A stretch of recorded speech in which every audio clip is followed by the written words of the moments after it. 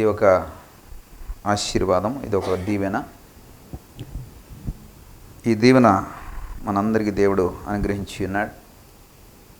పొందుకున్నటువంటి మనము దేవుని సన్నిధిలో ఇప్పటి వరకు పాటలు పాడి ఆరాధించి నిబంధన కట్టడలో పాలిభాగస్థలమయ్యి మరి ఆయన మాట వినడానికే వేగిరపడిచి ఉండగా మన హృదయాలని మన అంతరంగాలని కూడా సిద్ధపరచుకొని సరైనటువంటి వాక్యము మనందరితో మాట్లాడేలాగున సహాయం చేయదేవాని ప్రార్థనాపూర్వకంగా సిద్ధపడదాం. ప్రార్థన చేసుకుందాం. కృపగలిగిన తండ్రి మా యేసయ్య, మరొక పరిశుద్ధమైనటువంటి పునరుద్ధాన దినములో ఇదిగో నాయన నీ దాసుడిగా నన్ను నిలవబెట్టి నీ వాక్యమును నీ మాటలను ప్రభా బయలుపరచడానికి ఇదిగో నాయన మీరు నన్ను వాడుకుంటున్న విధానము కొరకై మీకు లెక్కించలేని స్తోత్రములు నాయన. నీ వాక్యము దహించే అగ్ని అని ప్రభా ఇర్మియా గ్రంథంలో మీరు సెలవిస్తూ ఉన్నారు. మండే అగ్ని అని ప్రభా మీరు సెలవిస్తూ ఉన్నారు. ఇదిగో ప్రభా ఆ అగ్నిలో వాక్యం అనేటువంటి అగ్నిలో మేము కాల్చబడినట్లుగా ప్రభా వాక్యం అనేటువంటి అగ్నిలో ప్రభా మేము పూటము వేయబడినట్లుగా ఇదిగో నాయన సరైనటువంటి వాక్యమును మాకు అనుగ్రహించండి నాయన.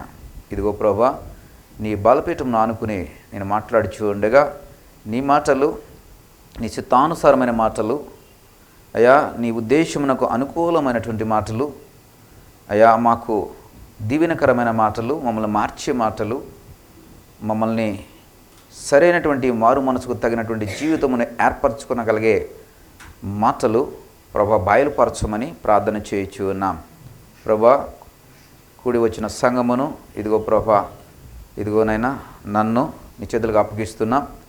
వెత్తబడే ప్రతి మాట మా అందరి హృదయాల్లో ఫలింపబడినట్లుగాను తగిన జీవితమును కట్టుకునే ఫలవంతులుగా మార్చబడటకును సహాయం దయచేయమని అడ్డుపడుతున్న అంధకార శక్తులన్నింటినీ కూడా లయపరిచి ప్రారంభము నుండి చివరి వరకు మీరే ఆధిపత్యం వహించి మహిమ ఘనత ప్రభావం పొందుకునమని యేసునామమును బట్టి అడిగి వేడుకుంటున్నాం పరమ తండ్రి. ఆమేన్. ఆమేన్. దేవునికి మహిమ కలుగునుగాక. గౌతమ బుద్ధుడి గురించి మీ అందరికీ తెలుసు. చిన్నప్పుడు చాలాసార్లు పాటల్లో మీరు విన్నారు, చదివారు. అంతఃపురం విడిచి తన యొక్క ప్రస్థానమును ప్రారంభించాడు. బోధివృక్షం కిందకి చేరి తన యజ్ఞమును ప్రారంభించాడు. అంతఃపురమును విడిచి ఏం చేశాడండి? తన యొక్క ప్రస్థానమును ప్రారంభించాడు. తన జర్నీ ప్రారంభించాడు. తన పరుగును ప్రారంభించాడు. మంచి పరుగు పరిగెట్టి తిని, మంచి పోరాటము పోరాడి తినేలాగా మంచి పరుగు పరిగెట్టి తిని.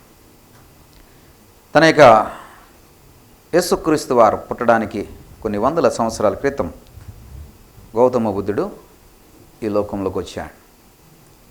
ఒక రాజకుటుంబంలో పుట్టినటువంటి వ్యక్తి. తన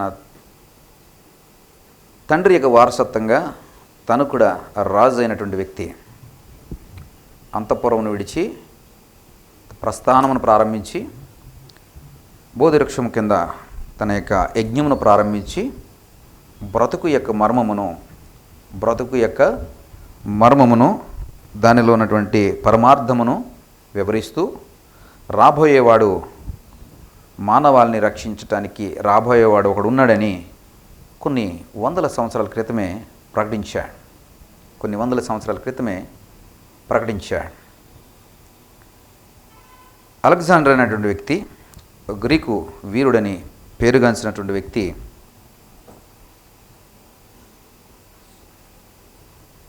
తన 12వ ఏట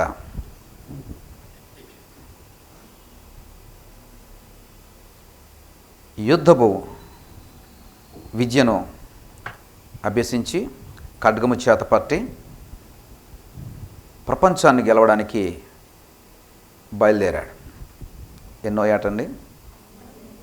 మా పెద్దోడి కంటే కూడా కొంచెం పెద్దోడు, కొంచెం చిన్నాడు. మా పెద్దోడికి 13 13 లేచి నిలబడు. ఈ వయసులో ఖడ్గం పట్టుకుని, గుర్రం పట్టుకుని యుద్ధం చేయడానికి లేదా ప్రపంచాన్ని గెలవడానికి. ఇది సింపుల్గా తన ఏజ్ వారితో గెలవడంగా, తన ఏజ్ వారితో ఫైట్ చేసి కబడ్డీ ఆడి గెలవడంగా, తన ఏజ్ వారితో క్రికెట్ ఆడి గెలవడంగా, ప్రపంచాన్ని గెలవడానికి 12వ ఏట బయలుదేరాడు. అరిస్టాటిల్ అని అతని యొక్క గురువుగా చక్కటి విద్యను అలెగ్జాండర్కు నేర్పించాడు. ప్రియులరా, తన ప్రస్థానము 12వ ఏట ప్రారంభించబడింది.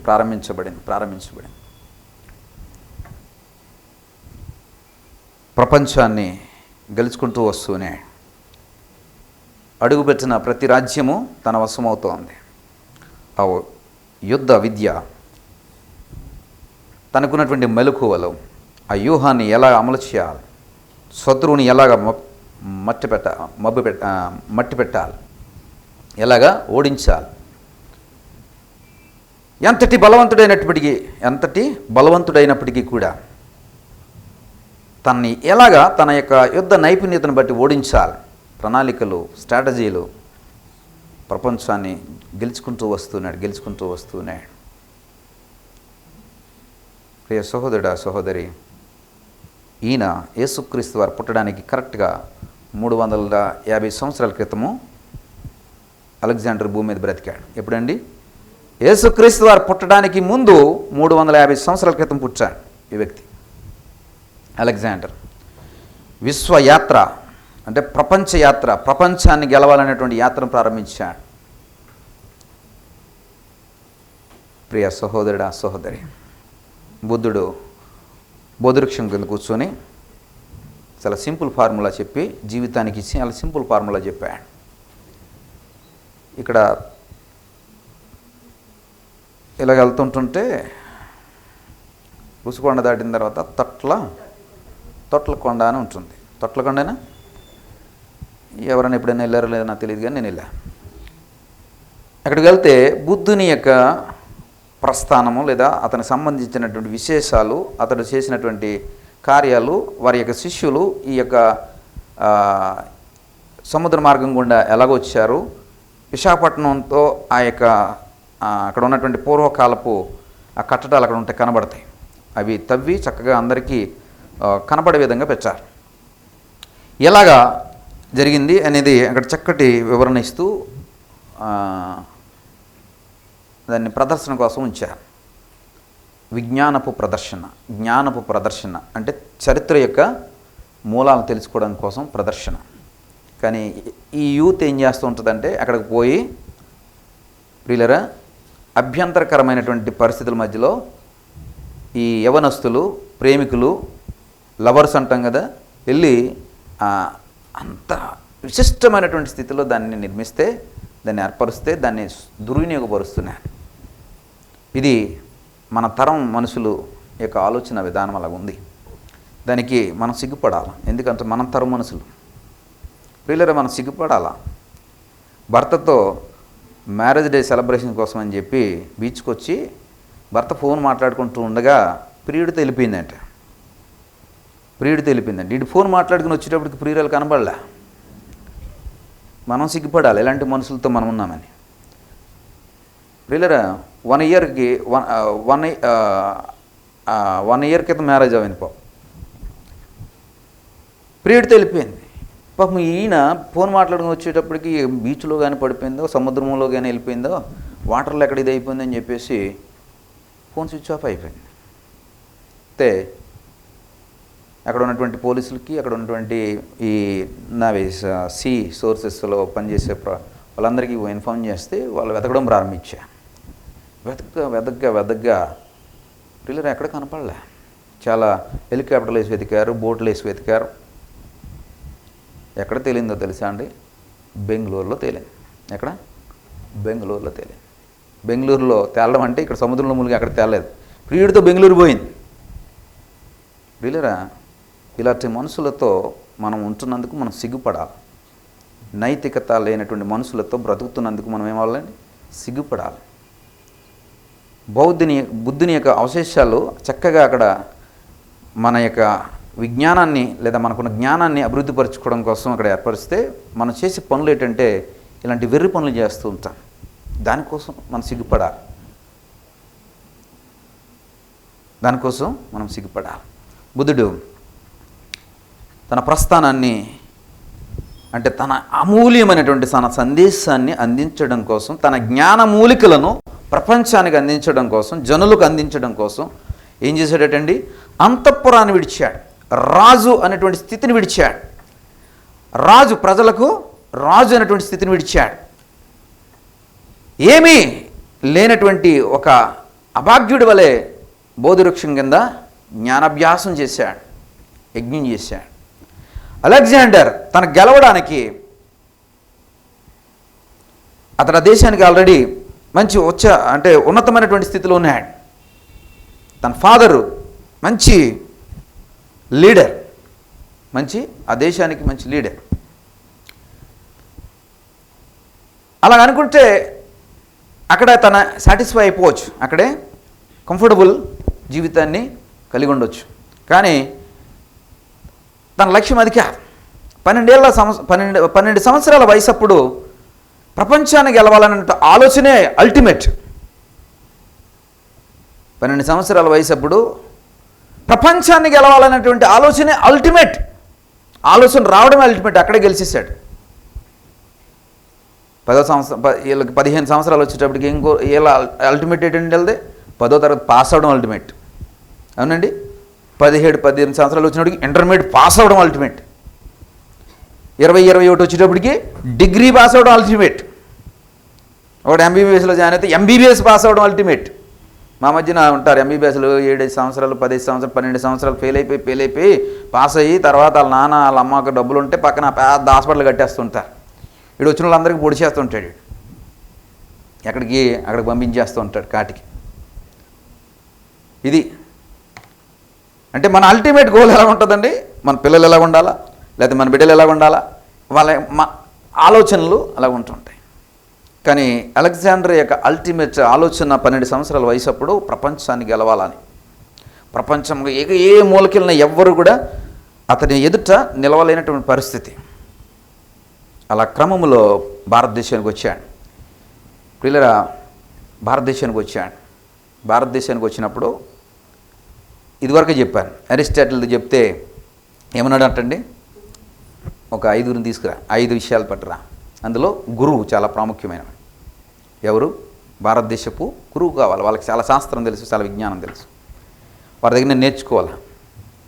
ఎంత శాస్త్రం ఉంటే చూడండి పిల్లలు, ఎంత శాస్త్రం మన దగ్గర ఉంటే వారు అరిస్టాటిల్ లాంటి వ్యక్తి కోరుకుంటాడు. గురువుగారు ఎలాగ అంటున్నారేటని అనుకున్నాడు. సరే, ఆయన ఇష్టంగా అరిస్టాటిల్కి పంపించడానికి ఇష్టం లేదు. ఎందుకంటే భారతదేశానికి వెళ్తే కర్మభూమిలోకి వెళ్తే ఉన్న వాంఛలు కూడా చచ్చిపోతారా, గెలవాలనే ఆలోచన, ప్రపంచాన్ని గెలవాలనే ఆలోచన కూడా చచ్చిపోద్దరు బాబు, నువ్వు వెళ్ళొద్దురా అంటే, గురువుగారు ఎలా మాట్లాడుతున్నారని చెప్పి కొంచెం ఆయన్ని ఏదో రకంగా కన్విన్స్ చేసి ఒప్పించి వచ్చాడు. భారతదేశంలో తక్షశిల అనే ప్రదేశంలో ఎంటర్ అయ్యాడు. భారతదేశపు భూముల్లోకి తక్షశిల అనేటువంటి ప్రదేశంలోకి ఎంటర్ అయ్యాడు. తక్షశిల అంటే ఏంటో తెలుసా? అవన్నీ కూడా అరణ్యం, అవన్నీ కూడా చెట్లు, అవన్నీ కూడా పెద్ద పెద్ద వృక్షాలు, అక్కడంతా మంచు, అక్కడంతా కూడా చలి, విపరీతమైనటువంటి పరిస్థితులు, దోమలు, కీటకాలు, పాములు, మృగాలు. తక్షశిల అనేటువంటి ప్రదేశం నుంచి భారతదేశ భూభాగంలోకి ఎంటర్ అయ్యాడు. అక్కడే చాలామంది తన సైనికులు రోగము చేత మరణించిన వారు ఉన్నారు, రోగము చేత బలహీనలు అయిపోయారు. సైన్యమంతా కూడా ఇదైపోయింది. పిల్లరా, అలెగ్జాండర్ లోపలికి వచ్చిన తర్వాత నెబుకద్నెజరు సామంత రాజుగా మరి మన ఇజ్రాయేల్ దేశాన్ని గెలిచినప్పుడు, అంటే యెరూషలేముని గెలిచినప్పుడు, వీళ్ళందరినీ కూడా ఇజ్రాయేలీలందరినీ కూడా పట్టుకుని వెళ్ళిపోయేటప్పుడు ఇక్కడ తన మనిషిగా ఒక సామంత రాజుని పెట్టేవాడు. బైబిల్లో సామంత రాజులు అంటే ఆ రాజు కింద పనిచేసేటువంటి సామంత రాజు. భారతదేశంలో రాజులు ఉన్నారు, సామంత రాజులు ఉన్నారు. ఎప్పుడైతే అలెగ్జాండర్ లోపలికి వచ్చాడో ఈ సామంత రాజులు అందరూ గజగజగా వణుకుపోయి, అలెగ్జాండర్ అలాగనే భారతదేశాన్ని గెలుస్తాడు, కాబట్టి మన యొక్క సామంత రాజుగా మనం కంటిన్యూ అవ్వాలంటే అలెగ్జాండర్ ఇక్కడ కూర్చొని సింహాసనం వేసి పరిపాలించడు, మళ్ళా ఇక్కడ సామంతరాజుని పెడతాడు. కాబట్టి మన పోస్ట్ కంటిన్యూ అవ్వాలంటే అలెగ్జాండర్ దగ్గర పోయి ఏం చేయాలా? కాళ్ళ మీద పడిపోవాలి, దాసోహం అయిపోవాలి, దండం పెట్టేయాలా. మనం బ్రతుకుని కాపాడుకోవడం కోసం, లేదా మనకున్నటువంటి సామంత రాజు, వీడికి రాజు అవుదామన్న ఆలోచనే లేదు వీడికి. ప్రియులరా, అలాగా ఒక రాజు వెళ్ళి, సామంతరాజు వెళ్ళిపోయి అలెగ్జాండర్ కాళ్ళ మీద పడిపోయాడు. నువ్వు గ్యారంటీగా గెలుస్తావు, అసలు నీకు తిరిగిలేదని, ప్రపంచాన్ని గెలిచినటువంటి యోధుడువు, వీరుడువు అని చెప్పేసి అలెగ్జాండర్ దగ్గర చెప్తే, అలెగ్జాండర్ వీడెవడ కొంచెం ఎక్కువ చేస్తున్నాడు అనుకున్నాడు. ఎందుకంటే ఆయన జ్ఞాని, అన్ని రాజ్యాలను గెలుచుకుని వచ్చినాడు, ఎలాంటి వాళ్ళని ఎంతమంది చూసి ఉంటాడు.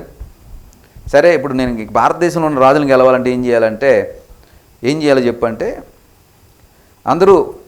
అందరికీ లేఖ పంపించు. This is Alexander the great, నేను భారతదేశంలో అడుగుపెట్టాను, మీరు స్వచ్ఛందంగా మీ రాజ్యాలను నాకు అప్పగిస్తే వెళ్ళనుకోటు, యుద్ధం ఉండదు, మీ యొక్క సైనికుల మరణం ఉండదు, నా సైనికుల మరణం ఉండదు, ఏమి నష్టం జరగదు, మీ ఆస్తి నష్టం జరగదు, నా ఆస్తి నష్టం జరగదు. వెల్గనుకో. ఒకవేళ మీరు దానికి వ్యతిరేకంగా కనుక పనిచేస్తే యుద్ధం జరుగుతుంది అని అప్పుడు లెటర్ చూసి ఈ సామంతరాజులు అందరూ కూడా ఏం చేశారండి? కాళ్ళ మీద పడపోవడం మొదలుపెట్టారు. వరుసగా అనుమతి వచ్చి కాళ్ళ మీద పడిపోయాం.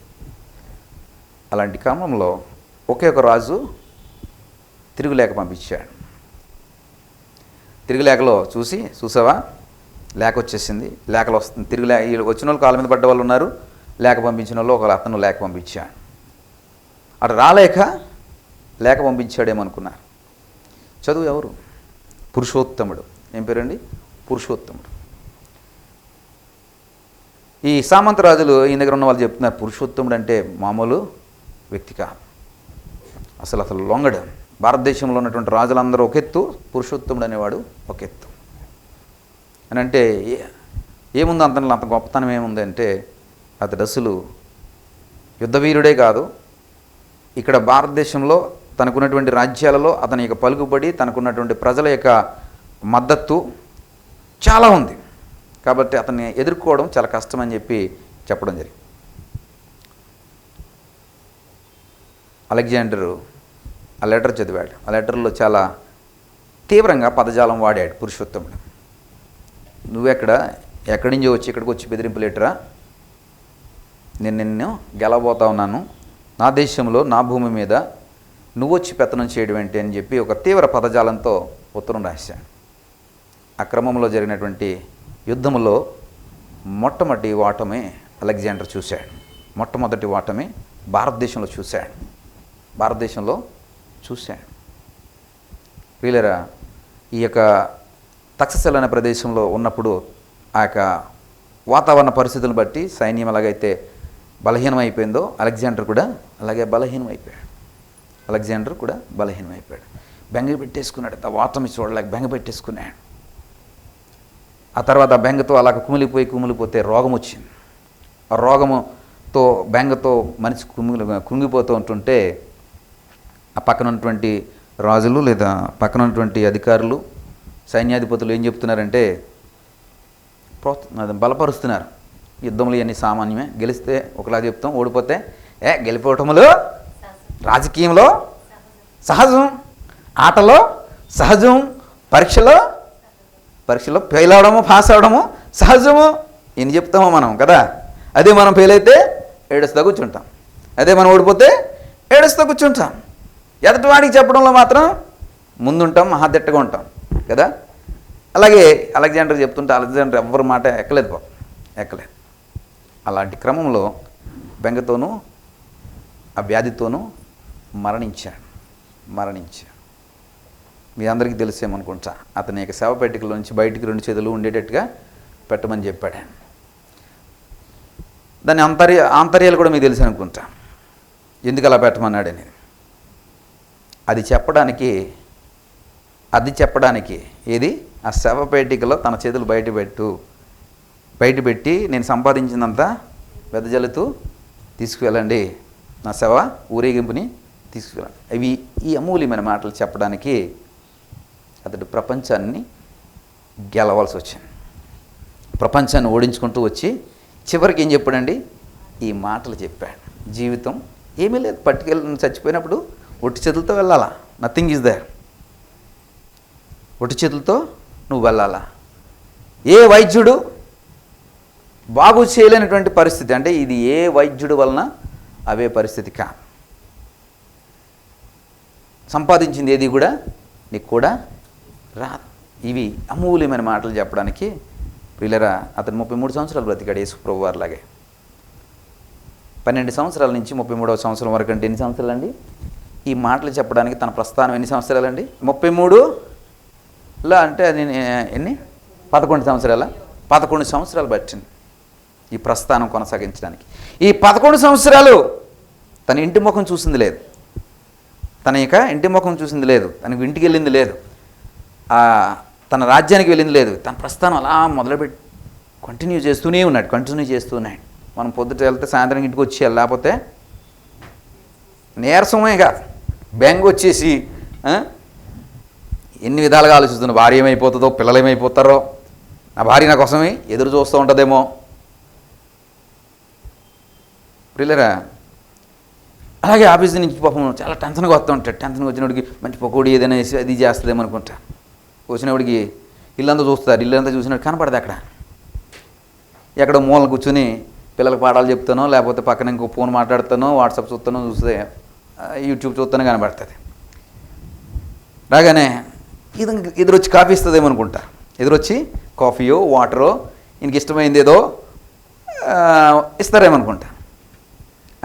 వచ్చారండి, రండి. పిల్లడికి లెక్కలు చేయిస్తున్నాను, పాఠాలు చెప్తున్నాను, వీడు ఆకలి అంటున్నాడు, వీడిని వదిలేసి వెళ్తే మళ్ళీ ప్రాబ్లం అవుద్దాం అనుకుంటున్నాను. భలేగా వచ్చారు, కుక్కర్ పెట్టేయండి. భలేగా వచ్చారు, కుక్కర్లో కొంచెం రైస్ చేసి అన్నం పెట్టేయండి, ఇలా నేను పాఠాలు చెప్పేస్తాను. ఎలా ఉంటుంది? అవునండి, 11 సంవత్సరాలు అసలు ఇంటి ముఖమే చూడలేదంట. ఏదండి? ఆ మాటలు చెప్పడానికి, ఆ సత్యాల్ని ప్రపంచానికి తెలియచేయడానికి.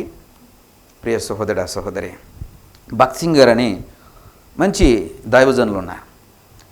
అమూల్యమైన ఆయన మాటలు చెప్పడానికి తనకున్నటువంటి కోట్ల ఆస్తి, ఇండస్ట్రీస్, పరిశ్రమలు, వాళ్ళ యొక్క తాత ముత్తాతల నుంచి వస్తున్నటువంటి ఆ పంజాబ్ రాష్ట్రంలో సిక్కుల మతములో ఉన్నతమైనటువంటి స్థానంలో అనేక పరిశ్రమలు, జూట్ మిల్స్, అనేకమైనటువంటి పరిశ్రమలు వారి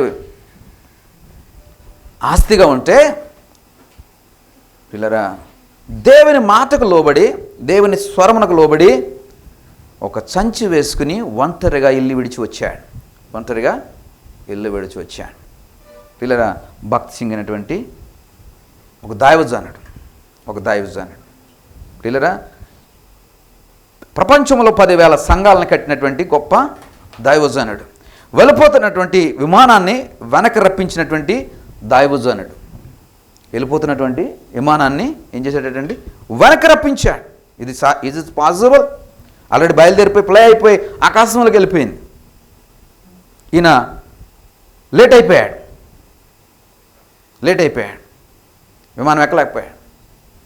ప్రియ సహోదరుడా, సహోదరి, పక్కన ఉన్నటువంటి తోటి దైవజనులతో చెప్తున్నాడు, విమానం వెనక్కి వస్తుంది. వాట్ వండర్ఫుల్ ఫెయిత్ అండి, ఎంత గొప్ప విశ్వాసం అండి. ఎస్ ప్రియులరా, విమానం వల్ల వెనక్కి వచ్చింది. ఆ తర్వాత విమానంలో దైవజనులు ఎక్కి వెళ్ళడం జరిగింది. ఎంత గొప్ప దైవజనుడు అండి, ఎంత గొప్ప దైవజనుడు. సాక్షాత్తు ఆయన మరణించినప్పుడు ఆ ప్రదేశంలో రామ్మోహన్ రావు గారని ఇక్కడ ఎంఈపీలో ఉంటారు. ఆ ప్రదేశంలో అంటే గోల్కొండ సౌరస్తలో ఆయన ఉన్నారు. ఈయన మరణించినప్పుడు ఉంటే ఆకాశం అంతా కూడా నల్లబారిపోయింది, మేఘాకృతం అయిపోయింది. ఎవరండి? అలెగ్జాండరా భక్త్ సింగ్ గారు చనిపోయినప్పుడు. అంటే అంత గొప్ప దైవం, అంటే ప్రకృతే ప్రియులరా ఏమైపోయింది? మోగపోయినటువంటి పరిస్థితి. యేసుప్రభు వారు శిలువ మరణం అప్పుడు కూడా ప్రకృతి ఏమైపోయిందండి? మౌనం అయిపోయింది. సూర్యుడు అస్తమించాడు, అంటే చీకటైపోయాడు. మేఘం కమ్మేసుకుంది, తెర చిరిగిపోయింది. ప్రియ సహోదరుడా, సహోదరి,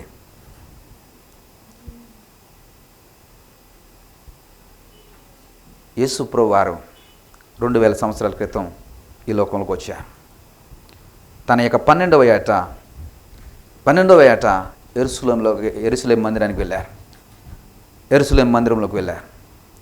లూకా సువార్త 2వ అధ్యాయం 46-47 వచనం చదువుదామండి.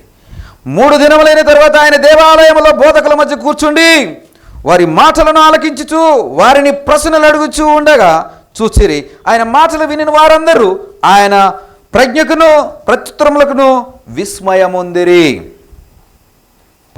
ప్రశ్నలకును ప్రజ్ఞకును ప్రత్యుత్తరములకును విస్మయముందిరి. ప్రియ సహోదరుడా, సహోదరి,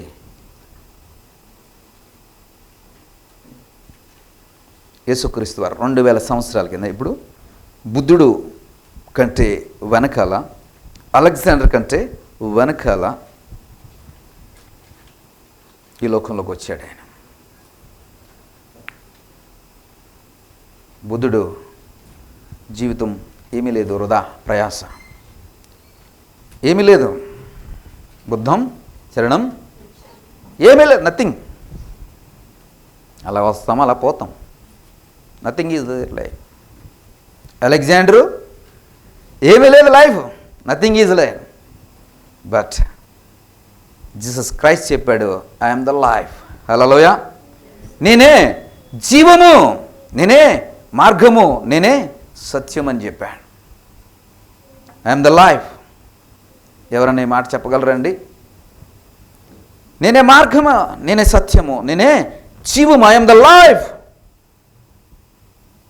నన్ను వెంబడించువాడు ఎన్నటికి మరణము చూడాడు. నన్ను విశ్వసించిన వాడు నిత్య జీవపు ప్రవేశము కలిగి ఉంటాడు. There is a life, there is no end. Alexander end అయిపోయింది అన్నాడు, బుద్ధుడు ఎండ్ అయిపోయింది అన్నాడు. బట్ జీసస్ క్రైస్ట్ చెప్పాడు ఏంటంటే, ఏమని చెప్పాడంటే, there is no end. Ever lasting life is there. నిత్య జీవం అనేది ఉంది, నిత్య జీవం అనేది ఉంది. మరణము తర్వాత కూడా జీవం అనేది ఉంది అని చెప్పాడు. అని చెప్పడానికి, ఆ మాట చెప్పడానికి ఆయన ప్రస్థానము 12 సంవత్సరాలప్పుడు ప్రారంభించబడింది. ఆయన వయసు 12 సంవత్సరాల వయసు అప్పుడు ఆయన ప్రస్థానం ప్రారంభించబడింది. ఏ మాట చెప్పడానికండి? I am the life, I am the life, నేను జీవం అని చెప్పడానికి ప్రారంభించబడినటువంటి లైఫ్లో ప్రియులారా గమనించండి, బోధకుల మధ్యలో కూర్చున్నాడట. మనం ఎక్కడ కూర్చుంటున్నాం? టీవీల ముందు కూర్చుంటున్నాం. మనం ఎక్కడ కూర్చుంటున్నాం? పనికిరాని స్నేహితులతోనూ, పనికిరాని బంధువులతోనూ, పనికిరాని మనుషులతోనూ కూర్చుని పనికిరాని మాటలు మాట్లాడుతుంటాం. కానీ ఈయన ప్రస్థానంలో ఎవరితో కూర్చున్నారటండి? సేవకుల మధ్యలో కూర్చున్నారు, బోధకుల మధ్యలో కూర్చున్నారు. ప్రస్థానం అది, ప్రస్థాన ప్రారంభం అది. ప్రియ సహోదరుడా, సహోదరి, కాదు కూర్చున్నా. బోధకుల మధ్యలో ఉంటే ఏముంటాయండి? ఈ మధ్యన సేవకుల మీటింగ్ అయింది, ఎక్కడికి వెళ్తే ఏముంటుందండి? ఆ సేవకులందరూ ఏం మాట్లాడుకుంటుంటారండి? మీ పరిచర్య ఎలాగుంది, విశ్వాసాలు ఎంతమంది ఉన్నారు, మీ యొక్క ఆత్మీయ నడిపింపు ఎలాగుంటుంది, ఏ విధమైనటువంటి క్రమం కలిగి ఉంటారు, ఎలా మీరు మీ పాటలు ఎలాగుంటాయి, మీ ఆరాధన ఎలాగుంటుంది, మీ వాక్య పరిచర్య ఎలాగుంటుంది. సేవకుల మధ్యలో ఎలాంటి మాటలే ఉంటాయి. సినిమా కబుర్లు ఉంటాయా? ఏ సినిమాకి వెళ్ళారండి పాస్టర్ గారు? మన రిలీజ్ అయింది అంట కదా పాస్టర్ గారు, మీరు వెళ్ళారా? ఇలాంటి మాటలు ఉంటాయా? ఉంటాయా? పాస్టర్ గారు ఆర్ఆర్ ఏదండి, 3 ఆర్లు రిలీజ్ అయిందంటే పాస్టర్ గారు వెళ్ళారా? ఇలాంటి మాటలు ఉంటాయా? లేదు ప్రియులరా. ఖచ్చితంగా దేవుని మాటలే ఉంటాయి, ఖచ్చితంగా ఆత్మీయ మాటలు ఉంటాయి, ఖచ్చితంగా ఆత్మీయ పలికరింపే ఉంటుంది. మరి యేసు ప్రభువు వారు కూర్చున్నటువంటి సేవకుల మధ్యలో కూర్చుంటే ఆయనకి మాత్రం ఏముంటుందండి? ఆయనకి కూడా దేవుని మాటలే, ఆయనకి కూడా ఆత్మీయ మాటలే, ఆయనకి కూడా ఆ పరలోక రాజ్యపు మర్మాల గురించినటువంటి మాటలే యాజకుల మధ్యలో, సేవకుల మధ్యలో ఉంటాయి.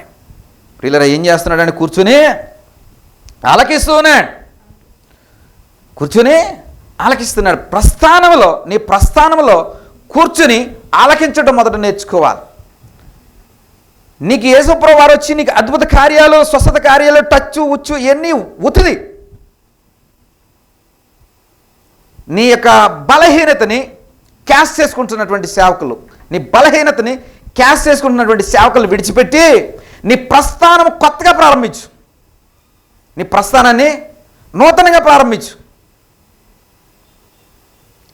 ఆ ప్రారంభంలో మొదట ఏం చేయాలా? సేవకులతో కూర్చోవాలి. అంటే ఆత్మీయులతో ఆత్మ బలము కలిగిన వారితో కూర్చోవాలా, ఆత్మ జ్ఞానము కలిగిన వారితో కూర్చోవాలా,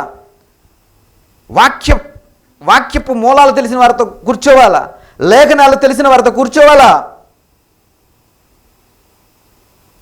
ఆది కాండం నుంచి ప్రకటన గ్రంథం వరకు ఏ ప్రశ్న అడిగినా కానీ చెప్పగలిగే జ్ఞానవంతులతో కూర్చోవాలా.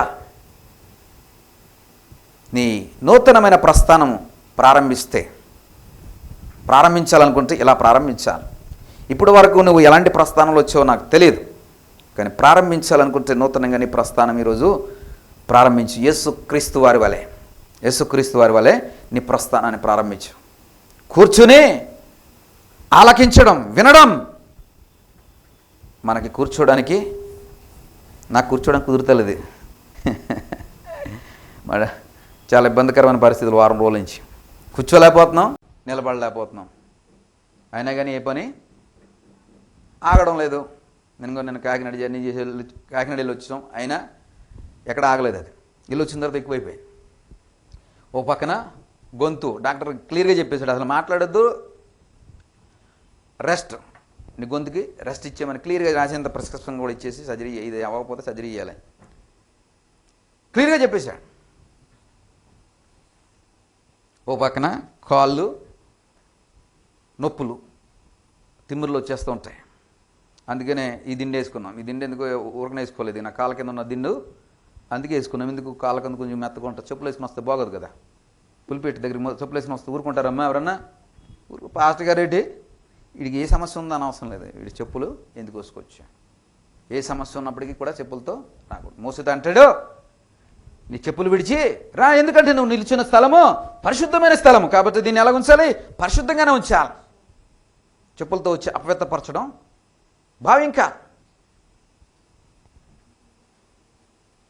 ప్రియులరా, మొన్నటి వరకు సయాటికా పెయిన్, తర్వాత గొంతు, ఒక పక్కన నిలబడలేని పరిస్థితి, సయాటికా పెయిన్ వచ్చిన ఒక సంస్థ తర్వాత ఏ రోజున కూడా ఇది సాకు పెట్టి, ఇది వంక పెట్టి ప్రభు పరిచర్య ఆగలేదు.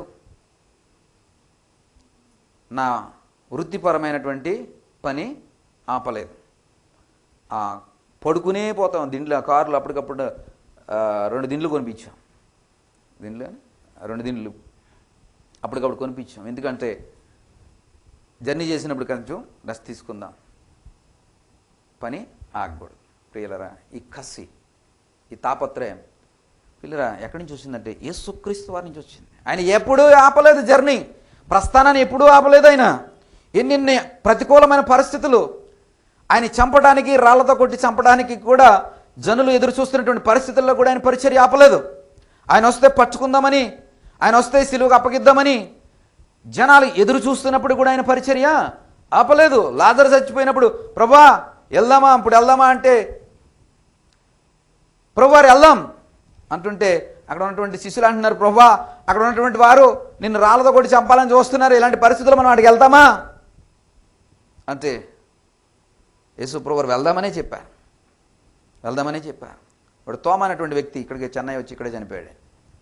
క్రీస్తు శకం 52వ సంవత్సరంలో ఇక్కడికి వచ్చాడు. చెన్నైలో ఆయన యొక్క సమాధి ఉంది.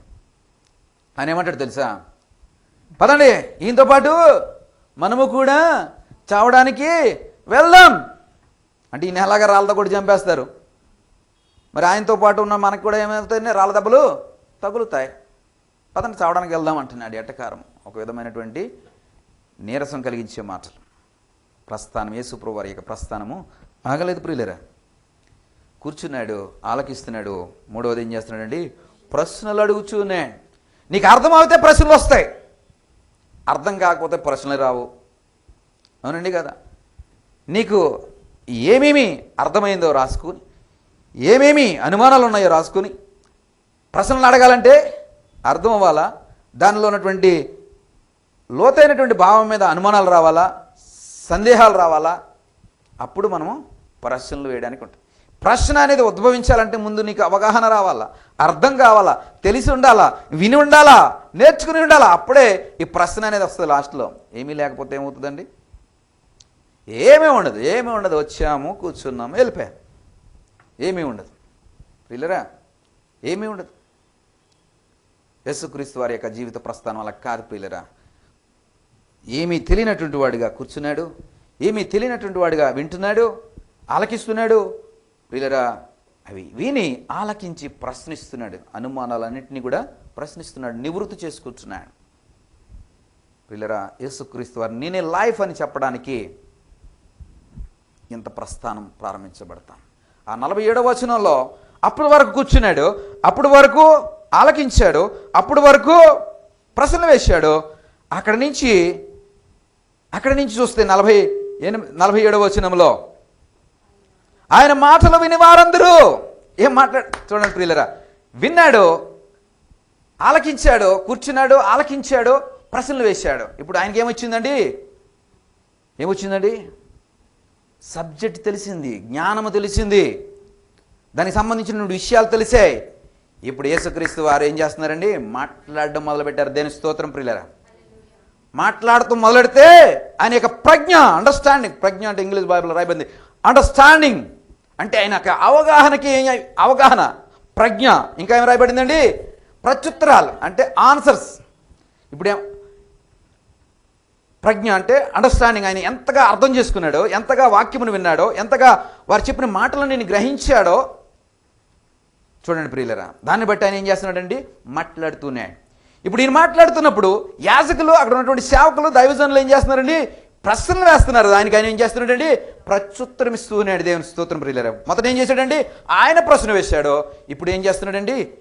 ప్రశ్నలకు జవాబు చెప్తున్నాడండి. దేవుని స్తోత్రం ప్రియులరా. దిస్ ఇస్ జీసస్ క్రైస్ట్ యొక్క ప్రస్థానం. ఈయన ప్రశ్నలకి జవాబు ఇస్తున్నాడంట ప్రియులరా. సేవకుల మధ్యలో కూర్చుని వాక్యం చెప్పడం మామూలు విషయం కా. వాళ్ళని ఒప్పించాలంటే వాళ్ళే తాడిందన్నటువంటి తలని వాడు ఉంటే తాడిందని సామెత ఉంది కదా, అలాగా వారు తలంగా తాడిని వాళ్ళు ఎవరు?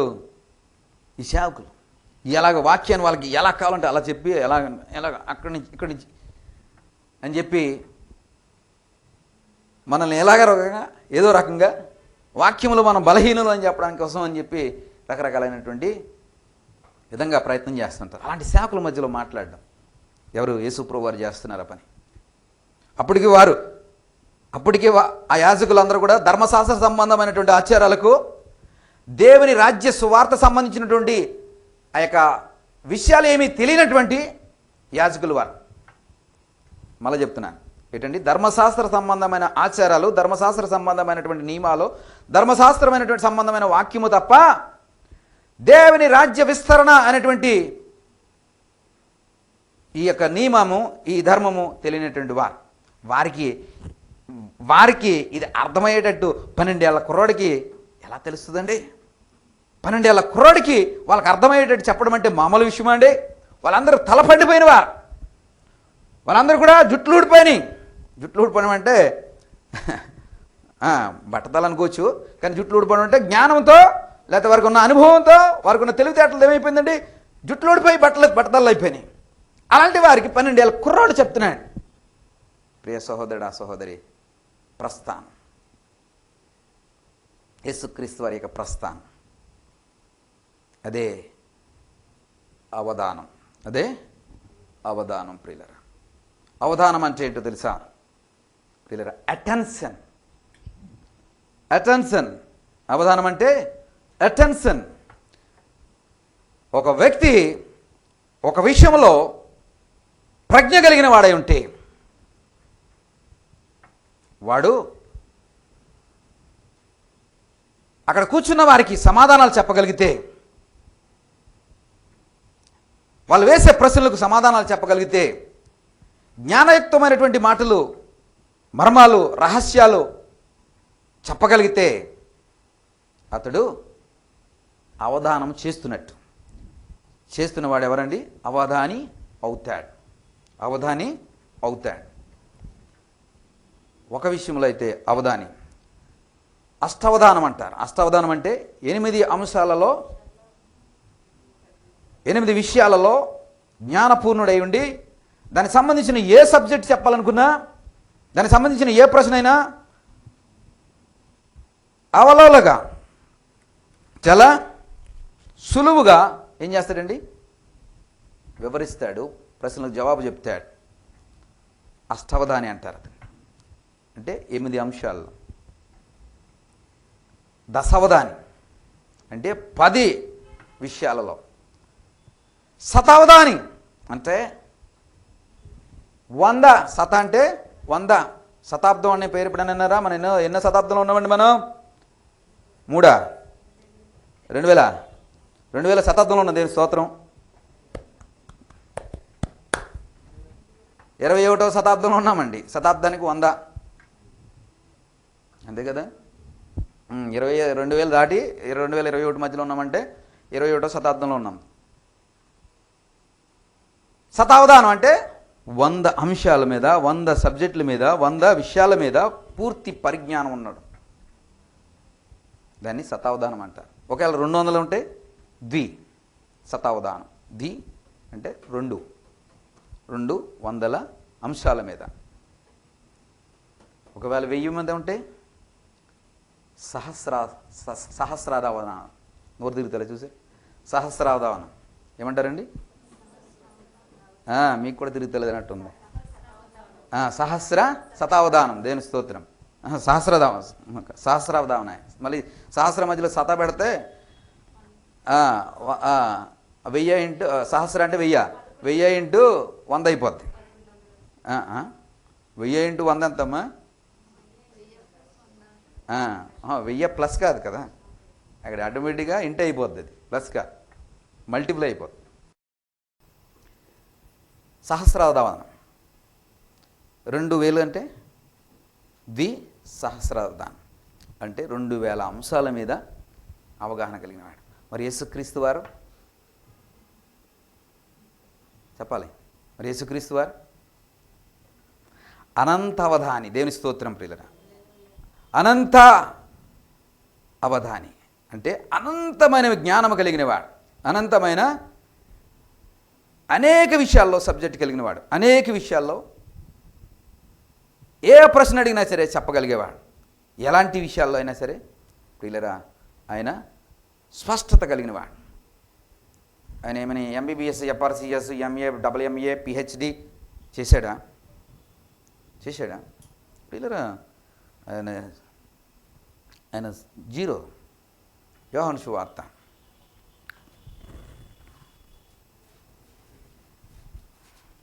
6వ అధ్యాయం. ఎక్కడ రాయబడింది? 7వ అధ్యాయం. చీనా యోహాను సువార్త 7వ అధ్యాయం. బైబిల్ ఇమేజ్ ఒకటి ఉంటుంది చూడండి. బహుశా 15వ వచనం అనుకుంటా. చదవండి. యోహాను సువార్త 7వ అధ్యాయం. యూదులు అందుకు ఆశ్చర్యపడి చదువుకొనని ఇతడికి పాండిత్యం ఎట్లా వచ్చిందట. ఎవరి గురించి చెప్తున్నారు? సత్యానంద కోసమా?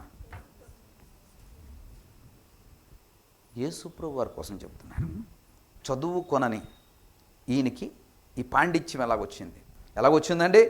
కూర్చొని విని ప్రశ్నించడం వలన, కూర్చుని అర్థం చేసుకుని అవగాహన చేసుకుని దాన్ని స్వీకరించి దానిలో ఉన్నటువంటి అనుమానాలు సందేహాలను నివృత్తి చేసుకోవడం వల్ల వచ్చింది.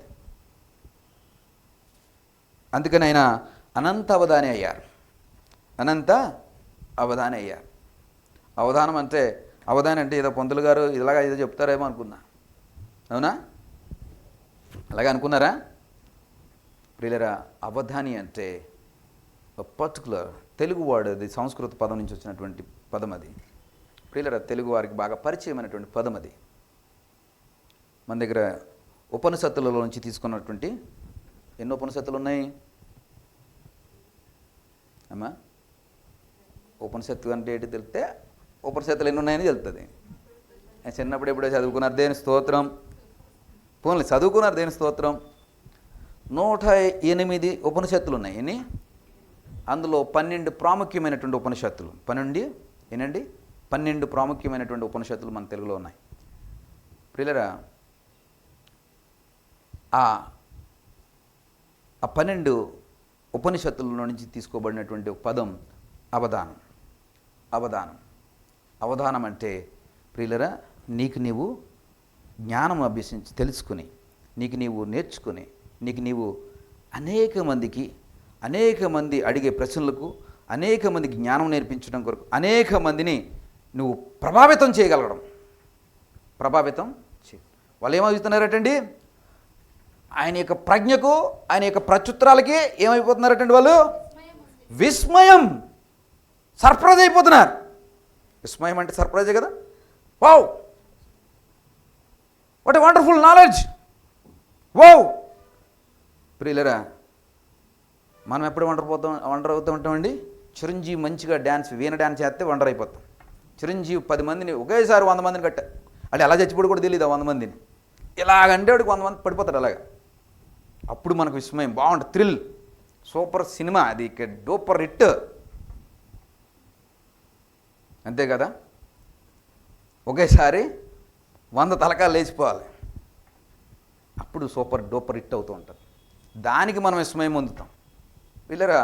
కానీ ఇక్కడ ఈ సేవకులు విస్మయం పొందుతున్నారు యేసు ప్రభువు వారి యొక్క విజ్ఞతకు, యేసు ప్రభువు వారి యొక్క జ్ఞానానికి, యేసు ప్రభువు వారి యొక్క ఆ అవధాన తత్వానికి ప్రియులరా వారు విస్మయం పొందుతున్నారు, ఆశ్చర్యపడుచున్నారు. అంతేకాదు కనిన తల్లి కూడా ఆశ్చర్యపడుతుందండి. దేని స్తోత్రం ప్రియులరా. తల్లి మరియా రిటర్న్ వచ్చిన తర్వాత, రిటర్న్ వచ్చినప్పటికీ యేసుప్రభువు వారు చేస్తున్న పని అక్కడ కనబడుతూ ఉంది. యేసుప్రభువు వారు సేవకుల మధ్యలో కూర్చోవడం, ఆయన ప్రశ్నలు అడగడం, ఈయన ప్రశ్నలు చెప్పడం, మళ్ళీ వీరే ఆయనకు ప్రశ్నలు వేయడం, ఈయన చూసి తల్లి ఆశ్చర్యపడిపోతుంది, అంటే సర్ప్రైజ్ అయిపోతుంది.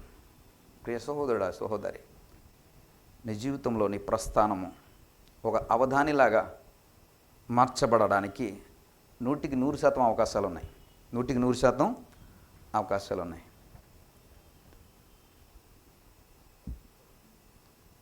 ఈ అవకాశం ఏంటండి? చక్కగా కూర్చోవడానికి చైర్స్ ఉన్నాయి, కూర్చోవడానికి మందిరం ఉంది, కూర్చోవడానికి ఏసీ ఉంది, కూర్చోవడానికి కింద కూర్చోవాలనుకుంటే కింద కూర్చోవచ్చు, పైన కూర్చోవాలనుకుంటే పైన కూర్చోవచ్చు. నెత్తి మీద మాత్రం కూర్చోవద్దు, నెత్తి మీద మాత్రం కూర్చోవద్దు. ఎక్కడ కూర్చోవాలండి? కూర్చోవలసిన స్థలంలో కూర్చోవాలా? ఇది 100% అవకాశమా కాదండి? 100% అవకాశమా కాదండి? నీకు అవకాశం 100% అవకాశం ఉంది నువ్వు ఒక అవధానిలా మార్చబడడానికి. నీ అవధానిగా మార్చబడిన తర్వాత నువ్వే అవధానం అంటే నువ్వే జ్ఞానం పంచవచ్చు, నువ్వే జ్ఞానము పలకొచ్చు. ప్రియ సహోదరుడా, సహోదరి, సామెతల గ్రంథం 22వ అధ్యాయం 17వ వచనం. సామెతల గ్రంథం 22వ అధ్యాయం 17వ వచనం. ఇది ఈరోజు వాక్యం. అది చదవండి. చెవియొగ్గి ఏం చేయాలంటండి? కూర్చుని చెవియొగ్గి జ్ఞానుల యొక్క ఉపదేశము ఆలకించాలా.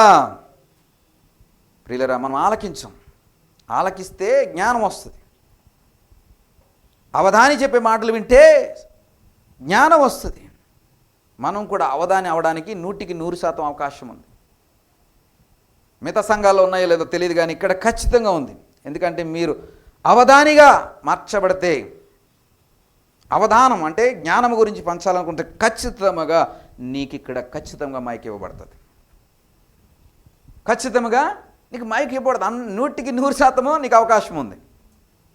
నీ జ్ఞానమును 10 మందికి చెప్పడానికి, నీకున్నటువంటి ప్రజ్ఞను 10 మందికి చెప్పడానికి, నీకున్నటువంటి ఆ యొక్క విషయ పరిజ్ఞానం గురించి 10 మందికి చెప్పడానికి 100% ఇక్కడ అవకాశం ఉంది. ఇక్కడ 10 మంది ఉంటే 10 మంది 10 అవధానాలు అవ్వాలి, 10 అవధానాలు అవ్వాలి, 10 అవధానులు అవ్వాలి. ఎప్పుడు అవుతామండి? కూర్చుని ఆలకించి ప్రశ్నలు వేస్తూ మరలా వినిన దానిని మళ్ళా మాట్లాడుతూ వారి యొక్క అనుమానాలని నివృత్తి చేస్తూ. ప్రియ సహోదరుడా, సహోదరి, ఈయనేమి జ్ఞానవంతుడు. ఇంకా మనం ఇంకా డిగ్రీలు చదివిన ఎంతమంది ఉన్నారు? ఆల్మోస్ట్ అందరూ చదివారండి. ఎవరు లేదా చదువుకోలేని వాళ్ళు 10th క్లాసు ఆల్మోస్ట్ అందరూ ఉండి ఉంటారు. ఇంటర్మీడియట్ ఉండి ఉంటారు. 10th డిగ్రీ పీజీలు చేసిన వాళ్ళు ఉన్నారుగా. మనకంటే పూర్వ యేసుప్రభువు వారు అసలు 1వ తరగతి కూడా చదువుకోలేదు. ఆయన 1వ తరగతి కూడా ఎల్కేజీ, యూకేజీ, ప్లే స్కూల్, ఏం స్కూల్ అని నర్సరీ కూడా వెళ్ళలేదు ఆయన. అవునండి కదా? మరి ఆయనకే అంత జ్ఞానం వస్తున్నప్పుడు మరి మన పీజీలు యూజీలా, అండర్ గ్రాడ్యుయేషను, పీజీలు, పోస్ట్ గ్రాడ్యుయేషను ఇన్ని చేసి కాన్వెంట్ బడిలో చదివేసి, ఇంగ్లీష్ మీడియంలో చదివేసి, టింపనీలో చదివేసి, చైతన్యలో చదివేసి మాట్లాడండి రబ్బా. ఏ స్కూల్ బెస్ట్, ఎక్కడ బాగా ఇంగ్లీష్ చెప్తారు? మన తెలుగు ఈ మధ్యకాలంలో మన ఆంధ్ర బడిలో కూడా ఇంగ్లీష్ చెప్పేస్తున్నారు. మొన్న ఏదో అన్నారు వీళ్ళు, అదేది ఏం ఇంగ్లీష్ అమ్మది? బెండపూడి ఇంగ్లీష్ అని చెప్పి ఆ పిల్లలు ఇంగ్లీష్లో మాట్లాడుతుంటే దానికి ఇంగ్లీష్ వాళ్ళు చాలా ఫ్లూయెంట్గా మాట్లాడుతుంటే దానికి పెట్టారు ఏంటంటే బెండపూడి ఇంగ్లీష్ అని పెట్టారు పేరు. మనల్ని ఎప్రిషియేట్ చేయడం మానేసి వాళ్ళు మాట్లాడే ఇంగ్లీష్కి మెచ్చుకోవడం మానేసి దానికి ఒక బెండపూడి ఇంగ్లీష్ అని ఒక హాస్యాస్పదమైనటువంటి టైటిల్ పెట్టడం. ఇలాగేమి యేసుప్రభువు చదవాలా అంటే మనకంటే కూడా ఆయన చదువులో చాలా చాలా చాలా చాలా చాలా కదా అసలు లేదు. మరి ఆయనతో పోలిస్తే మనం ఎంత అవధానం అవ్వాలండి? అవ్వాలా లేదా? ప్రియులరా, అవుతారు. అపోస్తుల కార్యాలు 4వ అధ్యాయం చూడన్నా. అపోస్తుల కార్యాలు ఇంకొక స్లిప్ తీనా, 7వ. హల్లెలూయా, దేవునికి స్తోత్రం. హల్లెలూయా. 4వ అధ్యాయం అది 13.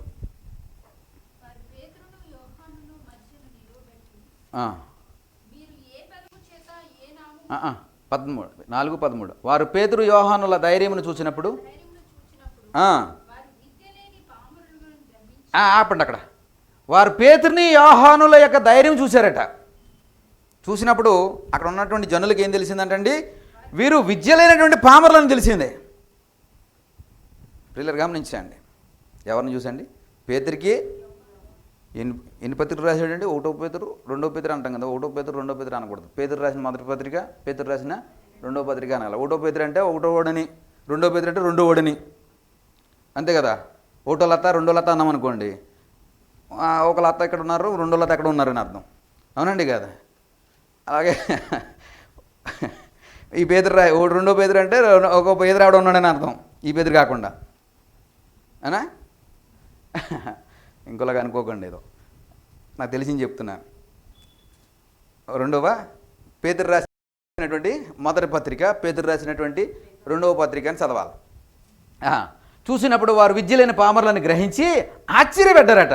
ఆశ్చర్యపడి వారు యేసుతో కూడా ఉండిన వారని. ఎలాగొచ్చింది ఈ పామరులకి? ఎలాగొచ్చింది జ్ఞానము? ఎలాగొచ్చింది ధైర్యము? ఎలాగొచ్చింది ఇంత విజ్డమ్ అనేది ఎలాగొచ్చింది అని అప్పుడే వాళ్ళ ప్రశ్నలు మొదలైపోయినాయి, వాళ్ళ అన్వేషణ మొదలైపోయింది. వాళ్ళు ఎక్కడి నుంచి చూడండి పిల్లలు, ఎవడన్నా కారు కొనుక్కోండి, ఇటు ఎక్కడి నుంచి వచ్చింది కారు? మనకు బాగా కుతూహలం. అవునండి. ఎవడన్నా ఏమైనా మంచి నక్లీస్ ఆడలు కొనుక్కున్నారనుకోండి, నక్లీస్ అని అంటాం, వడ్డానం లేదా ఒక మంచి హారం కొనుక్కున్నారనుకోండి, హారం కొనుక్కోకొని ఎక్కడి నుంచి వచ్చేసింది వాళ్ళు ఏదో పాపం కష్టపడి రూపాయి దాచుకుని 1000 రూపాయలు వేసి చీటీ కట్టుకుని చీటీ పాడుకుని పాపం ఈ డబ్బులన్నీ వేస్ట్ అయిపోవడం ఎందుకు, ఏదో ఒక వస్తువు కొనుక్కుంటే ఇంట్లో పడి ఉంటుంది, ఎప్పుడైనా అవసరమైతే తాకట్టు పెట్టుకుందామని కొనుక్కుంటారు. వీళ్ళకి మెదిలిపోతూ ఉంటుంది. మామూలుగా కూర్చోరు, పిల్లకలు వచ్చిన వాళ్ళు ఇప్పుడు చూడండి నా పరిస్థితి ఎలాగుంది, అలాగ మెదిలిపోతూ ఉంటుంది. ఎలాగొచ్చింది. అలాగే పేతురు యోహానులు చూసి అక్కడ మెదిలిపోతూ ఉన్నారు వీళ్ళు. అప్పుడే అన్వేషణ మొదలుపోయింది. ఎలాగొచ్చింది ప్రియా సహోదరుడు సహోదరి, ఎలాగొచ్చిందంటండి? వీరు యేసుక్రీస్తు వారితో కూడా ఉన్నారు కాబట్టి వీరికి ధైర్యమో ఇంకా ఆ యొక్క జ్ఞానము వచ్చింది. దేవుని స్తోత్రం ప్రియులారా. మరి దేవుని సన్నిధికి వస్తున్నటువంటి నీవు, వారం వస్తున్నటువంటి నీవు, దేవుని సన్నిధిలో వాక్యం వింటున్నటువంటి నీవు, బైబిల్ చేత పట్టుకున్నటువంటి నీవు, సాయంత్రం అయినప్పటికి ఎన్ని వచనాలు చదువుతావు నాకు తెలియదు కానీ వాక్యం చదువుతున్నటువంటి నీవు, ఉదయం అయినప్పుడు క్యాలెండర్లో చదువుతున్నటువంటి వాక్యం ఎన్ని ఉన్నాయో మన దగ్గర. మరి మన జ్ఞానం ఎక్కడ వస్తుంది? ఎవరైనా నీ గురించి అట్లీస్ట్ నీ భర్త అనుకుంటున్నాడా, వీడికి ఎంత జ్ఞానం వచ్చింది? అట్లీస్ట్ నీ భార్య అనుకుంటుందా, వీనికి ఎంత జ్ఞానం ఎలాగొచ్చింది? సంఘంలో ఉన్న 100 మంది పక్కన పెట్టండి అబ్బా, మన ఇంట్లో వాళ్ళు అనుకోవాలి కదా. అవునండి కదా. అబ్బా అంటే మన జగన్ గారి మాట అది కాదబ్బా అంటాడు. ఎవరు? మన జగన్ గారు అంటే మా బంధువు కాదు, మన అందరికి సీఎం.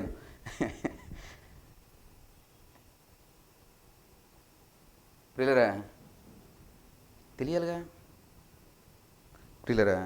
దీనికి వాక్యము ఈ రోజున మనతో మాట్లాడుతుంది. ఆయన సన్నిధిలో ఆయనతో ఉంటున్న మనము కూడా అనంత అవధానంలో అవ్వాలా. మన ప్రస్థానం అలా ప్రారంభించబడాలా. ఆ కంఫర్ట్ జోన్ నుంచి బయటికి రావాలా. ఏ కంఫర్ట్ జోన్? అంతఃపురం నుంచి బుద్ధుడు బయటకు వచ్చాడు. అంతఃపురం నుంచి బుద్ధుడికి వచ్చాడు. ఆ ఇదిలో నుంచి అలెగ్జాండర్ బయటకు వచ్చాడు. 12 సంవత్సరాల వయసులో పాడుకుని ఏదైనా బ్యాటో క్రికెట్ బ్యాటో ఏంటంటే ఆడుకునే వయసు అది. అప్పట్లో పోనీ క్రికెట్ లేదనుకుందాం, ఏదో ఉందనుకుందాం, తొక్కుడు బిల్ల ఉందనుకుందాం, గోళీలు ఉందనుకుందాం, బొంగరాల ఆట అనుకుందాం. బొంగడాలంటే తెలుసు కదా, తాడు ఇలా వేస్తే గిర్రం తిరుగుతుంది. ఇలా ఎవరికి రాదు, నాకు వచ్చి. ప్రియులరా, ఆడుకునే వయసు అది. వయసులో ఖడ్గం పట్టి గుర్రం ఎక్కి యుద్ధానికి ప్రపంచానికి గెలవాలనే ఆలోచన అప్పుడే మొదలైందంటే చూడండి ప్రియులరా. మన భారతదేశంలో పురుషోత్తముడితో యుద్ధం చేస్తున్నప్పుడు పురుషోత్తముడు వాడినటువంటి వాహనం ఏంటంటే ఏనుగు. గజమే అంటాం, గజ ఏనుగు. అయితే గజ ఏనుగు యొక్క యుద్ధ వ్యూహం అనేది అలెగ్జాండర్కి తెలియదు. భారతదేశంలో మాత్రమే ఏనుగుల్ని యుద్ధాలకు వాడేవారు. ఆ గజ ఏనుగు యొక్క ఆ యుద్ధతంత్రము, గజ ఏనుగు యొక్క బలము, గజ ఏనుగు యొక్క వ్యూహరచన అలెగ్జాండర్కి తెలియదు. అతడు గుర్రం వాడేవాడు. ఆ గుర్రము ఆ యుద్ధంలో గుర్రం చనిపోయింది. అలెగ్జాండర్ వాడిని గుర్రానికి ఇది మంచి పేరు ఉంది. ఆ గుర్రం చనిపోయింది. వీళ్ళరా అక్కడ తన పతనము ప్రారంభించబడింది. అక్కడ తన యుద్ధము, తన యొక్క పతనము ప్రారంభించబడింది. అక్కడ తన తిరుగుముఖము పెట్టడం జరిగింది. వీళ్ళరా గమనించండి. అంత ప్రస్థానం చేస్తేనే కానీ నా శవబేడికలో 2 చేతులు ఖాళీగా బయటికి పెట్టండి అని చెప్పలేకపోయాడు. పిల్లరా, నీవు కూడా ఆ ప్రస్థానంలో భాగం అవ్వాలంటే యేసుక్రీస్తు వారి యొక్క ప్రస్థానం ఎలా ప్రారంభించబడింది, ఎలా ముగించబడుతోంది, ఎలా ప్రారంభించబడింది, ఎలాగా యేసుప్రభువు వారి యొక్క జ్ఞానం ప్రతి పట్టణం, ప్రతి గ్రామము తిరిగాడండి. మత్తయి శుభవార్త 9వ అధ్యాయం 35వ వచనంలో, మత్తయి శుభవార్త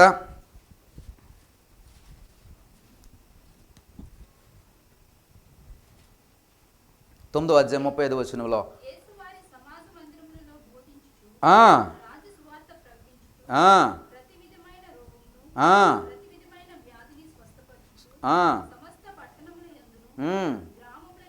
సమస్త పట్టణముల యందును గ్రామముల యందును సంచారం చేస్తూ, ప్రియులరా గమనించండి ప్రియులరా, ఎంత ఆ వయసులో ఆయన యొక్క తీవ్రత చూడండి ప్రియులరా.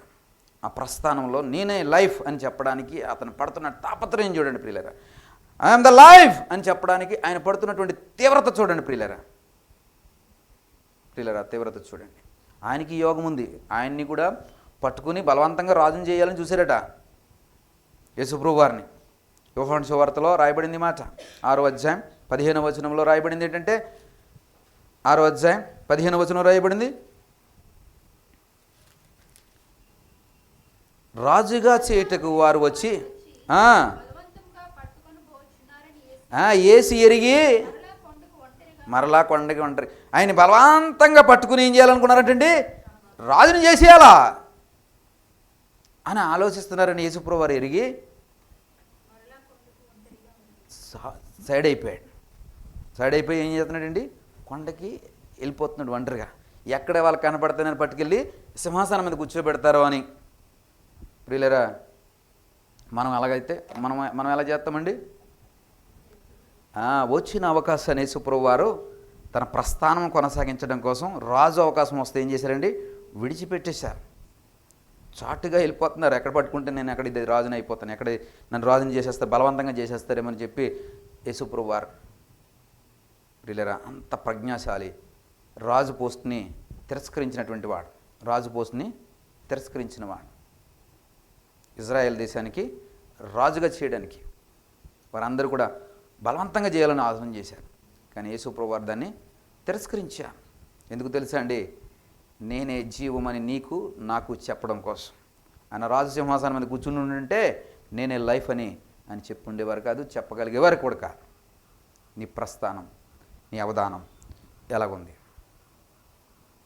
ఈ రోజున వాక్యం ఇచ్చినటువంటి సహోదరుడా, సహోదరి, నీ అవధానం ఎలాగుంది? నీ విషయ పరిజ్ఞానం ఎలాగుంది? నీ వాక్య పరిజ్ఞానం ఎలాగుంది? నీ ప్రజ్ఞ ఎలాగుంది? నీవు కూర్చోవడం ఎలాగుంది? నువ్వు ఆలకించడం ఎలాగుంది?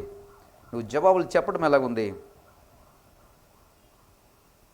ఒక్కసారి మందిరం విడిచి వెళ్ళే ముందు ఒక్కసారి పరిశీలన చేసుకుంటే నీ అవధానం ఏమిటో నీకు అర్థమవుతుంది. నీ అవధానం ఏమిటో నీకు అర్థమవుతుంది. ప్రియ సహోదరుడా, సహోదరి, మన మాట కనీసం పక్కవారికి కూడా వినగలిగే పరిస్థితి మనకు లేదు. ఎందుకంటే మనం అంత జ్ఞానహీనులంగా ఉంటున్నాం. ఒకరిని కూడా ప్రభావితం చేయగలిగే పరిస్థితుల్లో మనం లేము. అంటే మన అవధాన స్థితి ఎలాగుంది? నేను చెప్తే వీడు వింటాడు అన్న పరిస్థితి ఎవరి దగ్గర ఉందా అంటే మనం అవధానులము కావండి ప్రియులారా. ప్రభావితం చేయగలగాలి. నేను చెప్తే వింటాడు, నేను చెప్తే వింటాది, నేను చెప్తే వాడు చేస్తాడు అంటే నీ విషయ పరిజ్ఞానం బట్టి వాళ్ళని ప్రభావితం చేయగలిగినప్పుడు. యేసు ప్రభువు వారి మాట ప్రియులారా అక్కడ ఉన్నటువంటి జనులందరూ వింటున్నారు ఆశ్చర్యకరంగా. నేనే లైఫ్ అంటున్నాడు. అక్కడ బుద్ధుడు ఇల్లు విడిచిపెట్టాడు, అంతఃపురం విడిచిపెట్టాడు. అలెగ్జాండరు అంతఃపురం విడిచిపెట్టాడు. యేసు ప్రభువు వారు కూడా తన యొక్క గృహం అంటే తను ఉన్నటువంటి ఊరిని విడిచిపెట్టి బయలుదేరుతున్నాడు. బయలుదేరి ఏం చేస్తున్నాడంటే అండి, సమస్తమైన పట్టణాలు, సమస్తమైనటువంటి గ్రామాలు సంచారము చేస్తున్నాడు. అప్పుడు జ్ఞానం అవుతుంది. అప్పుడు జ్ఞానం వస్తుంది. లేదా 4 ప్రాంతాలకు వెళ్తే, 4 ప్రదేశాలకు వెళ్తే, నలుగురిని కలిస్తే జ్ఞానం వస్తుంది. దానియేలు గ్రంథం 12వ అధ్యాయంలో ఈ మాట రాయబడింది. అనేక ప్రదేశాలు సంచరించడం వలన ఏమొస్తుందటండి? తెలివి వస్తుంది. తెలివి తేటలు వస్తాయి. ప్రియ సహోదరుడా, సహోదరి, హోలీవేలో ఉన్నటువంటి ప్రతి ఒక్కరు కూడా ఒక అవధాని వల్లే మార్చబడాలి. మమ్మీనందం మార్చబడాలంటే ఈ రోజు నుంచి మీ ప్రస్థానం ప్రారంభించండి. కొత్తగా ఎలా వింటున్నారు, ఎలా మాట్లాడుతున్నారు, ఎలాగా అవగాహన చేసుకుంటున్నారు, ఎలాగ జ్ఞానాన్ని నేర్చుకుంటున్నారు, ఎలాగా దానిలో ఇన్వాల్వ్ అవుతున్నారు. ప్రియ సహోదరుడా, సహోదరి, ఈ ఆలోచన మీలో వస్తే అవధానానికి మీ ప్రస్థానం ప్రారంభించబడుతుంది. ప్రార్థన చేసుకుందాం.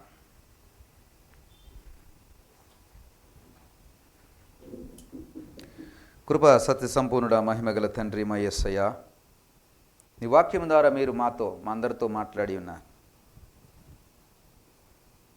అవధాన్, మీరు అనంత అవధానిలాగా ప్రభా మార్చబడి ఇదిగో ప్రభా మాకు నేర్పిస్తూ ఉన్నారు బాబు. ఇదిగోనైనా పేతురు, యోహానులు వారు పామరులైనప్పటికీ కూడా వారికి ఉన్న ధైర్యం బట్టి, వారి యొక్క ప్రజ్ఞను బట్టి వీరికి ఎక్కడి నుంచి వచ్చింది అంటే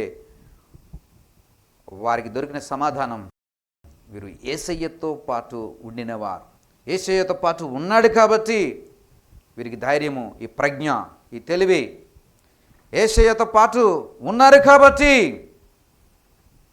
అవును ప్రభా, నీతో ఉంటే మాకు డిగ్రీలు అవసరం లేదు నాయన, మాకు పీజీలు అవసరం లేదు నాయన, మాకు పిహెచ్డీలు అవసరం లేదు నాయన. మీతో ఉంటే ఆ జ్ఞానము మాకు వస్తుంది బాబు. మీతో ఉంటే ఆ ప్రజ్ఞ మాకు వస్తుంది బాబు. మీతో ఉంటే అనేక విషయాలలో మేము జ్ఞానులుగా పిలువబడతాం బాబు. ఇదిగో ప్రభా, అవధానిగా మార్చబడతాం. అవధానములో ప్రభా మేము అవధానిలాగా కూర్చోగలుగుతాం బాబు. ఇదిగో ప్రభా, ఓలివే సంఘములో నీ మాటల ద్వారా మేము అనేక విషయాలు తెలుసుకుంటున్నాం బాబు. ఇదిగో నాయన, నీ యొక్క ప్రస్థానం 12 సంవత్సరాల వయసు అప్పుడు ప్రారంభించబడింది. నేనే లైఫ్ అనే మాట జనులకు, ప్రపంచానికి, భావితరాలకు చెప్పడం కొరకు నీవు 12 సంవత్సరాల వయసు అప్పుడు సేవకుల మధ్యలో కూర్చున్నావు నాయన. సేవకుల మాటలు ఆలకించావు నాయన. ఇదిగోనైనా వారిని ప్రశ్నలు అడిగి తెలుసుకున్నావు నాయన. 12 సంవత్సరాల వయసు అప్పుడు నువ్వు మాట్లాడడం ప్రారంభించావు నాయన. ఇదిగోనైనా నీ ప్రజ్ఞను, నీ జ్ఞానమును నీ తోటి వయసు వారికి కాదు కానీ నీకంటే పెద్దలు, నీకంటే కూడా ఘనాపాటులైన వారికి పామరుడు అయినటువంటి నీవు వాక్యమును అందిస్తున్నావు బాబు. నీ ప్రజ్ఞ విని, నీ ప్రజ్ఞను చూసి, నీ అండర్స్టాండింగ్, మీరు చెప్పేటువంటి ఆన్సర్లు చూసి వారు విస్మయం పొందుతున్నారటండి బాబు. వారందరూ మంచి మంచి చదువులు, మంచి మంచి డిగ్రీలు, ఉన్నత స్థానములు, వయస్సులో అనుభవం ఉన్నటువంటి వారు. కానీ 12 సంవత్సరాల వయస్సు ప్రభా, నువ్వు ఏమీ చదవలేదని, చదువు లేనివాడవని నీ వాక్యమును బట్టి అయ్యా మేము తెలుసుకున్నామని మీరు మీ ప్రస్థానంలో దాన్ని ప్రాక్టీస్ చేయడం బట్టి అంత గొప్ప ఉన్నతమైనటువంటి అనంతావధానిగా మార్చబడ్డారు నాయన. ఇదిగోనైనా మేము కూడా నీ వాక్యమును విని, నీ మాటలు విని, ఇదిగో ప్రభా మా ప్రస్థానమును కొత్తగా ప్రారంభించడానికి సహాయం దయచేయండి. మా ప్రస్థానమును ఈరోజే తొలి అడుగుగా ప్రారంభించడానికి సహాయం దయచేయండి బాబు. ఇదిగో ప్రభా, కూడి వచ్చిన బిడ్డలందరినీ మీ చేతులకు అప్పగిస్తున్నాం ప్రభా. ఒక్కొక్కరు ఒక అవధానిలాగా మార్చబడాలా. ఇక్కడ 100% అవకాశం ఉంది నాయన అవధానిలాగా మార్చబడడానికి. అవధానిలాగా మార్చబడి అవధానము చేయడానికి 100% అవకాశం ఉంది.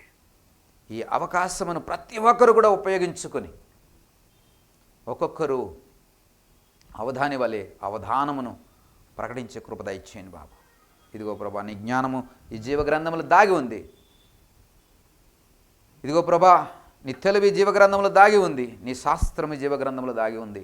నీ మర్మములు ఈ జీవగ్రంథంలో దాగి ఉన్నాయి. నీ రహస్యములు ఈ జీవగ్రంథంలో దాగి ఉన్నాయి ప్రభా. దావీదు చెప్పినట్టుగా మా యొక్క నేత్రములు తెరవండి నాయన. ఇదిగోనైనా మేము బలపరచబడి వీరికి ఎక్కడి నుంచి వచ్చింది జ్ఞానము, ఎక్కడి నుంచి వచ్చింది ధైర్యమని మా చుట్టూ ఉన్న సమాజము అన్నప్పుడు, ఇదిగో వీరు హోలీవే చర్చికి వెళ్తూ ఉన్నారు, వీరు యేసుక్రీస్తుని వెంబడిస్తూ ఉన్నారు, వీరు సరైనటువంటి వాక్యమును వింటూ ఉన్నారు అని జనులు చెప్పుకున్నట్లుగా మమ్మల్ని బలపరిచి ఆశీర్వదించమని ప్రార్థన చేయించున్నాం బాబు. ఇదిగోనైనా మీ చేతులకు అప్పగిస్తున్నాం. సమస్త మహిమ, ఘనత, ప్రభావం మీరే పొందుకున్నామని నజరేయుడైనటువంటి యేసయ్య నామమును బట్టి ప్రార్థించి వేడుకొని పొందుకుంటున్నాం పరమ తండ్రి. ఆమేన్. మన ప్రభువైన యేసుక్రీస్తు వారి కృప, అన్యోన్య సహవాసము, దీవెనలు, ఆశీర్వాదములు మనకు, మన కుటుంబాలకు ఇప్పుడు ఎల్లప్పుడూ సదాకాలము తోడండి నడిపించునుగాక. ఆమేన్, ఆమేన్, ఆమేన్.